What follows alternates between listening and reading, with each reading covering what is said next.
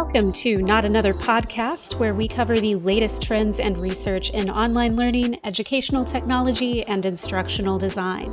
I'm your host, Brittany Robinson from NotAnotherBrittany.com. I'm an instructional experience designer, an e-learning strategist working at the intersection of education and technology.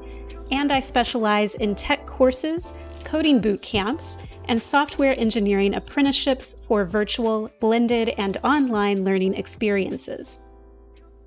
What disruptive trends are happening in learning and development, and how will those trends impact the future of education? This is a major topic to unpack, so I am thrilled that I don't have to unpack it alone. I will be joined today by my friend, colleague, and special guest for today's episode, Frances DeMarcos. Frances DeMarcos is a freelance instructional designer and graphic and website designer. She runs a Christian Facebook group with her wife and is the co-founder of Stewardship Press. She began her career in instructional design, graphic and web design 2 years ago after working as an online educator. Just this year, her publishing company, Stewardship Press, opened and published their first book in the month of August 2022. She's a lifelong learner who is passionate about design and making education more accessible to all people. In her own words, I am a Christian, the wife of an author, a mother to 4 amazing children, and an entrepreneur. When I'm not busy learning new things and making a difference in education, I enjoy spending time with my family, exploring Portugal, where Frances currently lives, and binge watching my favorite shows with my beautiful wife. You can learn more about Frances and what she and her family are doing in the design world, as well as on her grace-filled Facebook group and in the books that Stewardship Press is publishing.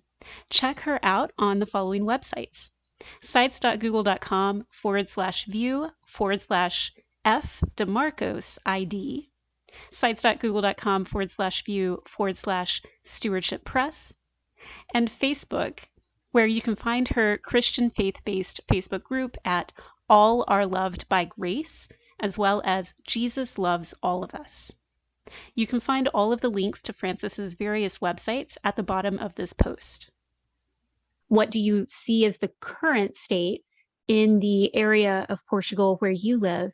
The follow-up question to that would be, do you see current students in Portugal who would potentially be interested in taking classes, maybe even from a university outside of Portugal? Like if they had an option to take a digital badge or micro-credential program from universities in the United States or Australia, New Zealand, would you see that being appealing just based on what you know about the use of technology in Portugal as of right now? Yeah, so I mean, unfortunately, like when COVID hit and everybody kind of switched to online learning, I could very quickly see that there was a difficulty and a gap in the use of technology. My son was just finishing up just in the year right before high school. And when all that happened and they first started closing schools and starting online learning, and honestly, that first year was difficult, because they, were trying to do classes on Teams, and it was just a lot of, sitting. And I mean, how long can kids sit in front of a computer screen and just sit there and listen to a teacher lecture or something like that, Yeah, I'm an adult and I struggle with that. Exactly. So, I mean, I think that, utilizing some of that technologies, if they had been utilizing those technologies, could have really made a difference during that period, where maybe students could get much richer educational experiences. There would be less frustration with the teachers and with the students. And, I think that unfortunately, because some of those newer technologies were not being utilized, it led to a lot of students kind of falling behind and being in a situation where they needed to catch up because, what was being done and the technology that was being used it just wasn't adequate. Um, and remind me again, this follow-up question. Yeah, the follow-up question that keeps coming to my mind is, we talk about brain drain, and I know in the state of Kentucky, which is actually my home state, we have that problem where Kentucky, because it doesn't have as many options for education as well as for jobs, specifically in the STEM fields like engineering, mathematics, even computer programming, which is what I specialize in as an instructional designer. We have a lot of really bright people who end up leaving because they can get better education and or better jobs in other places. And just I've never lived in Portugal. I've spent several weeks there, as you know, but I've never lived there and experienced the educational system.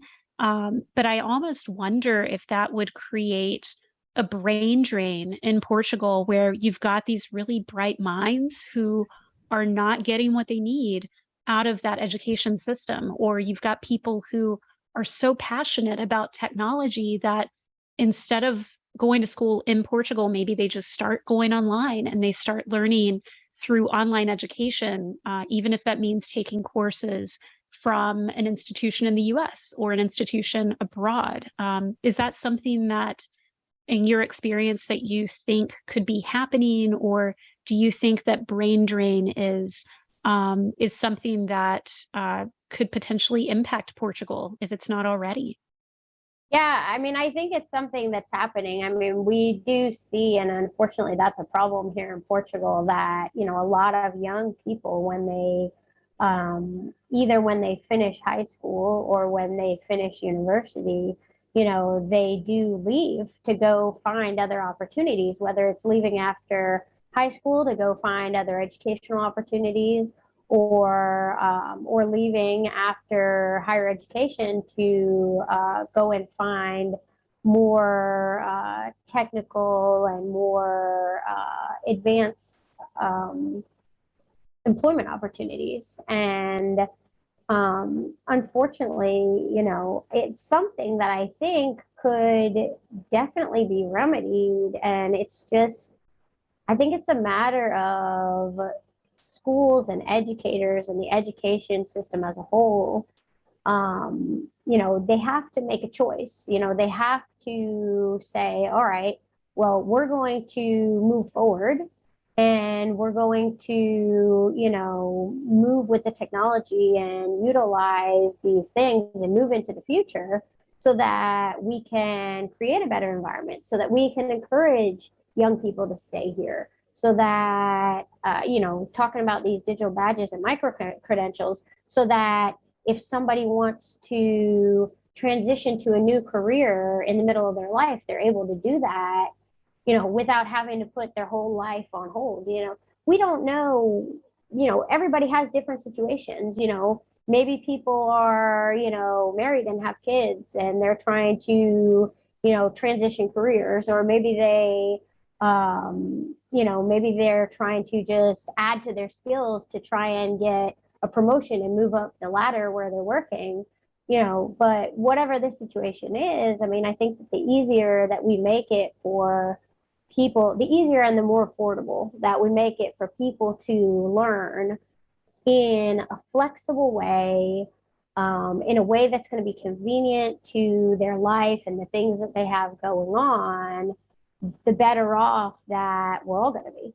Teachers, especially, could be an ideal target audience for universities that offer these types of digital badges and micro credentials. And I'm actually really excited to see universities embracing this, especially in the United States, because when I lived overseas, when I lived in Australia, New Zealand, the micro credentials and the badges were starting to take off over there. So that was my first exposure to this type of approach, this really innovative, personalized approach to higher education came from me living in Australia and New Zealand. And Actually, this is a fun story. I used to live in a flat that was right above the Mind Lab in Auckland, New Zealand. And the Mind Lab is a very innovative space where they're focused on the future of education. They even have an entire lab that they call Tech Futures Lab. And that lab offers not only master's degrees, but it also offers micro credentials. And so you can get 4 compact micro credentials. And if you stop there, that counts as 60 credits that you can then transfer towards your master's degree. Or you can stack it and get your micro credentials along with a postgrad certificate, and that gives you 120 credits. Or you can go a bit further and do a capstone project to get 60 more credits. Or you can complete all of this for 180 total, which then goes towards your master's. And of course, they've gone through and gotten certified so that this is an official master's degree recognized by NZQA at the national level. So it's really interesting to me that even though the Mind Lab is not a traditional university, they are able to serve students in that same way through a nationally accredited degree program, just like a university would, but at a much lower cost. And that's the kinds of things that I think that moving forward in the future of education, that's the direction that we need to move, because not everybody has time to go and attend in-person classes and to, not everybody can afford it either. I mean, it's, unfortunately at this point in time, most typical educational opportunities are pretty pricey, and unfortunately, I think that leaves a lot of really smart and really innovative people out of getting additional education and skills that could really help them to do some great things. Definitely. Yeah, that's one of the unfortunate things with the way that education is institutionalized, at least here in the United States, where I live currently. And I know that another person who I really admire in the ID field is Kath Ellis from the Learning Pro. I think, Frances, you and I discussed this a little bit in a prior conversation, but for those who are not as familiar with Kath Ellis, Kath is an instructional designer who lives in Australia. I want to say she's in Melbourne, Australia. There are some brilliant instructional designers in that part of the world, and Kath is one of many, but check her out at The Learning Pro as Kath's brand. But they recently did a segment exploring this conversation around micro-credentials and digital badges specific to Australia. And Frances, I know last time I talked to you, I think we had gotten into a discussion about how I also see this happening in America, not just in higher ed, but also in the tech industry where I work. I have so many friends in Silicon Valley who have been hired into these big tech companies without having even a bachelor's degree. They just have certificates, or they have micro credentials, or they just have digital badges. And I myself, before I had my bachelor's, I was hired into one of those big tech FANG corporations without a bachelor's degree, just based on my edX and my micro credentials. And I've worked at a lot of large corporations that would hire anyone for any role as long as they had a bachelor's, and it didn't matter what type of degree it was. As long as you had a bachelor's degree, you could apply. Today's podcast episode is sponsored by Stewardship Press, a Christian-owned, women-owned publishing company that focuses on books led and inspired by God. At Stewardship Press, the goal is to encourage you spiritually. Through their books, they want to bring you closer into fellowship with God, teach you about Scripture, and spread the good news of grace. Stewardship Press exclusively publishes Christian books for children and adults. You can find their latest release, Fruitful Friday, on their website, sites.google.com/view/Stewardship Press.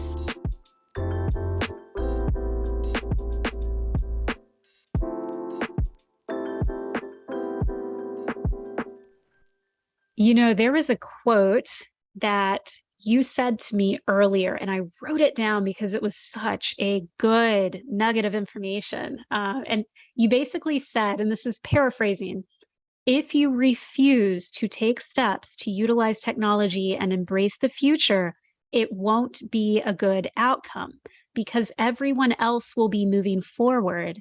And where does that leave you? Yeah, I mean, it's exactly right. And I truly believe it. I mean, I think that, you know, the technology is here. So rather than refusing to utilize it, we really have to use this technology to engage students. We don't benefit anyone by refusing to use the technology and refusing to move into the future, because the reality is that, we're all here on this world together, and the better that each one of us does, the better we will all do as a whole. We're living in this really interesting and important time in history, and we're at the cusp of a paradigm shift. And it's really a paradigm shift of society as a whole, but a big intersection of that is the intersection between technology and education. When people are resistant to change, it's typically because they have spent decades, a lot of the time, mastering their craft. So before they are willing to embrace a new technology, they're going to want to know exactly how it works and why it is used, and what is the strategic reason for incorporating it into their class. And sometimes, I would say a lot of times, there are good reasons to incorporate technologies, but sometimes there are equally valid reasons to keep things the way that they are. And so we, as instructional designers, as good instructional designers, we need to have those discussions with our subject matter experts. And if someone is hesitant, we need to find out the reasons behind that pushback or that hesitation, because usually there's some sort of a fear that's holding them back. And if you really listen and you use empathy, you can find out what works or what doesn't work for that person in their context. And you can use that to kind of meet them in the middle and find a compromise that would work for everyone.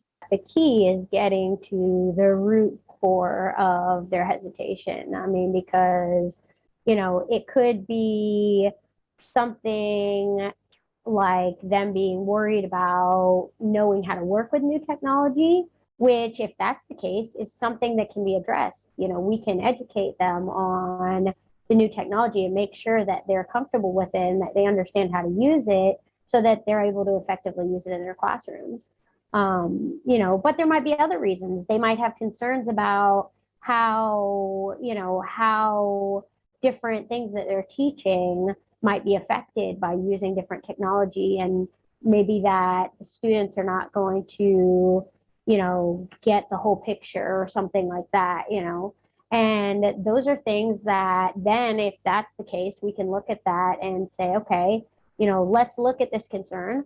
Let's see what we can do about it. And let's see, and it could be that they're right. I mean, it could be that their reason for not wanting to utilize new technologies could be absolutely valid, but we don't know unless we get to the reasons for why they don't want to use the technology, and then analyze them from there and see if it's something that is actually legitimate, that, yeah, this is going to either be a detriment to the students, or is they're not going to get the full benefit of this knowledge if we use this technology, or if it's something that we can actually address through educating the teachers and the professors, and helping them to see the benefit and the value, and just feel comfortable using technology. Definitely. Yeah. The first couple episodes of this podcast were on design thinking for instructional design. And you really just nailed it with that comment. Part of our job as instructional designers when we approach a new project is to do design thinking and ideation and use empathy and analyze the problem. And everything you just described falls into that process.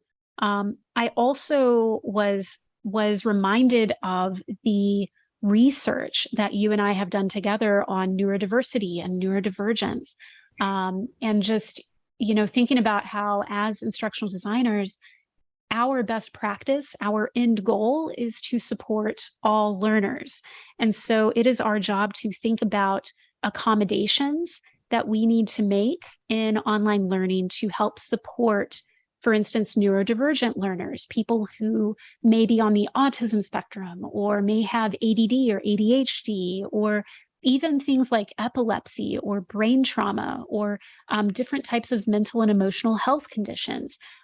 If we use technology to provide extra supports for people who are living with those types of conditions, that doesn't do anything to hurt neurotypical people. It actually helps all learners, not just the ones who have neurodivergence or neurodiversity.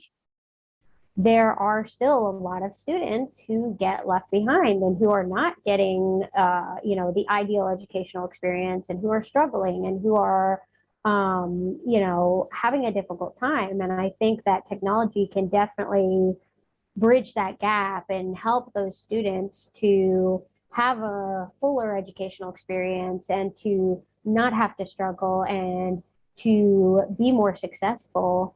And like you said, I mean, it's not going to detriment neurotypical people in any way. In fact, it will probably enhance neurotypical people's learning environments and learning experience as well. Yeah, there's something that you said during our previous conversation, our last phone call together. You said, and I quote, "Shouldn't the purpose of education be to include as many people as possible?" Can you break that down for our listeners, what you meant when you were saying that?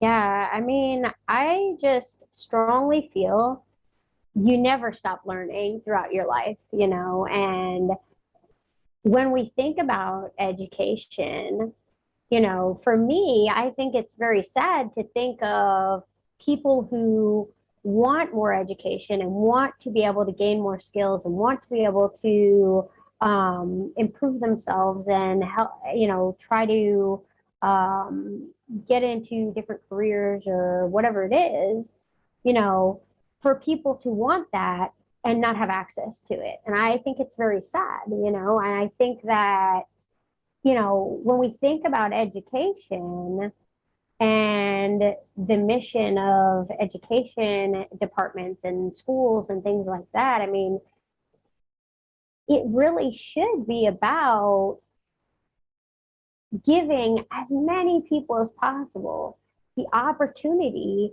to gain knowledge and skills, to better themselves, to put themselves in a better position for entry into a career that they're passionate about and that they like and that they love. I mean, I think that, when we position education in a way that is highly accessible to some, but maybe highly inaccessible to others, we really do ourselves and our world in general disservice. There's not a system that I would say is 100% perfect. There are things that each country can learn from other countries. Right now we've got two Americans who have lived in 3-4 different countries combined throughout the world, and we've brought different experiences to the table and are learning from each other. But as I think about how these higher ed institutions can adapt and can incorporate more of this technology into the future of education over the next few years, you really do have to think about reaching all learners and know your persona, know your audience. Think about the average person's day and how busy we all are. We've all got so much going on. There's a lot of adult learners returning to school right now who have full-time jobs or spouses or children. And I think, Frances, you and I were talking just recently about people who are trying to learn on the go while rushing in between baseball tournaments or cheer competitions or parent teacher meetings.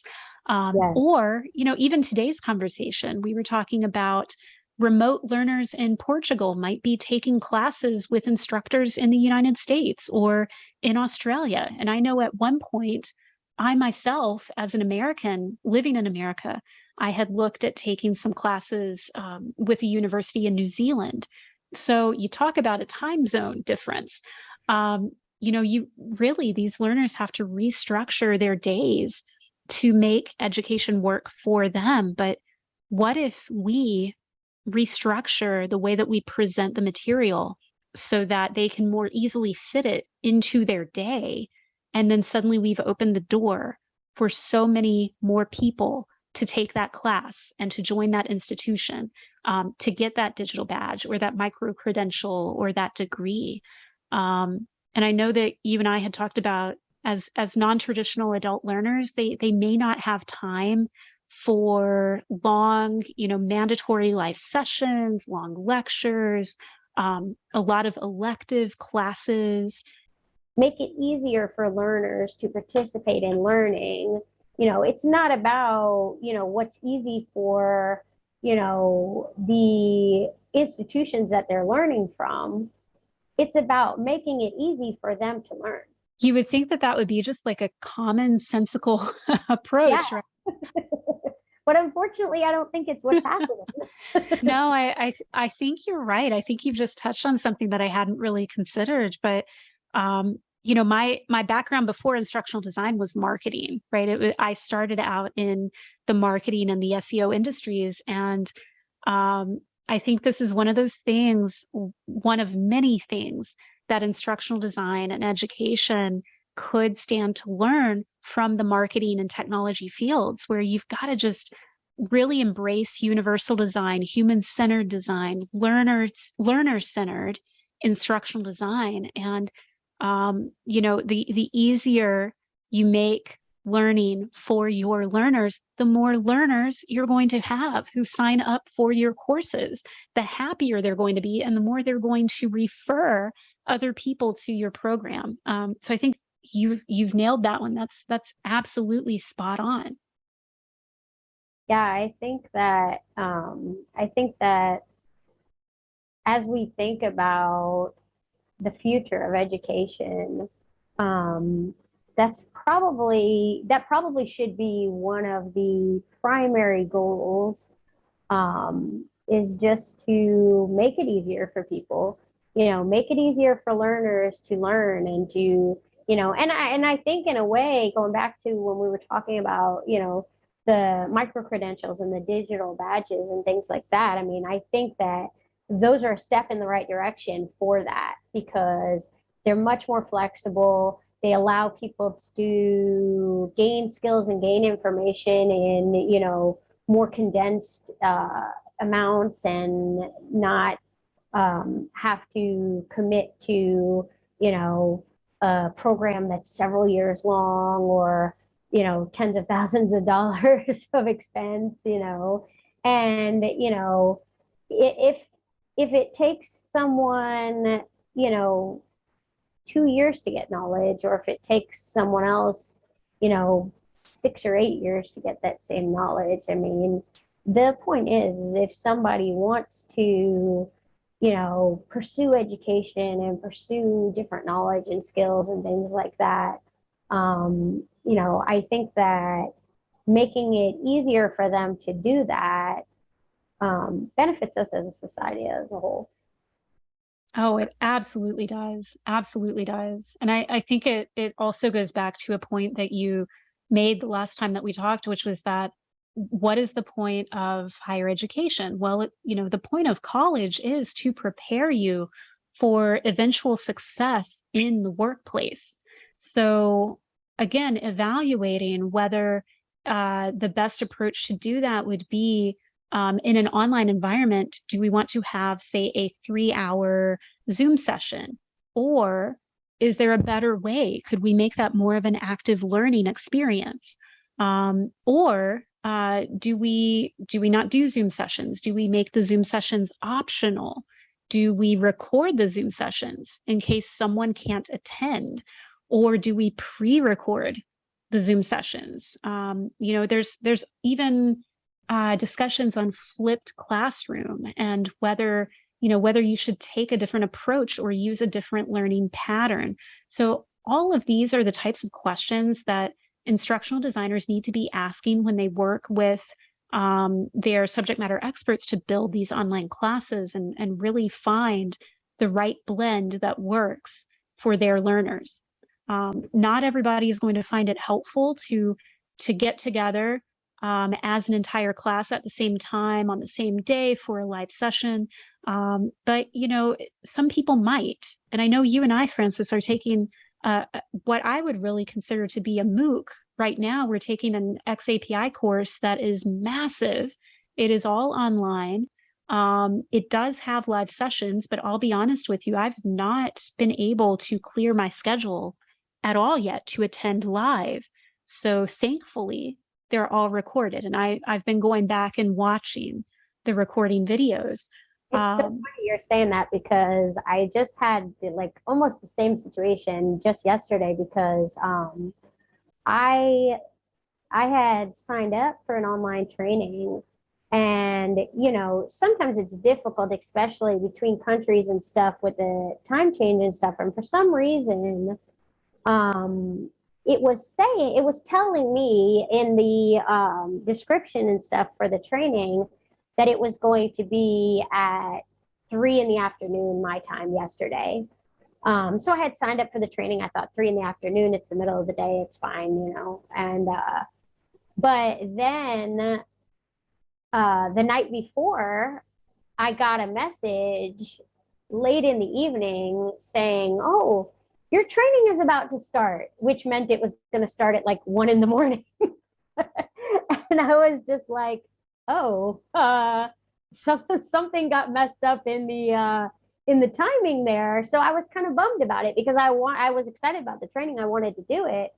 And then yesterday, or I don't remember if it was last night or this morning, I was so pumped because I actually got an email with the recording for that training. So I didn't know if they were going to record it or not, but I was excited that they did record it because then it allows me to still have the benefit of that training without having to be up all night trying to do the training in the middle of the night, which I think as we move to a more global world and global society, we're going to have a lot more of people interacting between different countries and different time zones and things like that, like you were saying earlier.